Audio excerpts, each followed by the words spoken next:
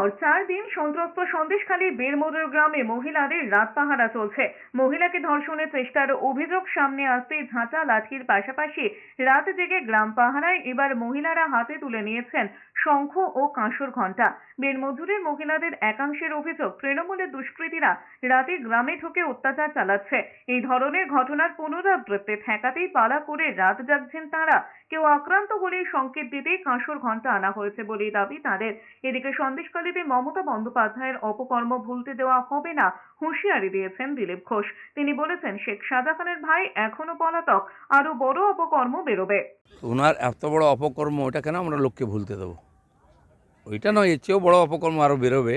যেটা চলছে সন্দেশখালীতে, এখনও শাহজাহানের মেজ ভাই যে এখনও অ্যাবসকন্ডেড, তার লোকেরা গিয়ে এখনও ভয় দেখাচ্ছে, তাই তাদের রাত জাগতে হচ্ছে। পরিবারের মহিলারা বাধ্য হয়ে রাস্তায় নেমেছেন, তাদেরকেও ছাড়া হচ্ছে না, চুলের মুঠি ধরে নামানো হচ্ছে।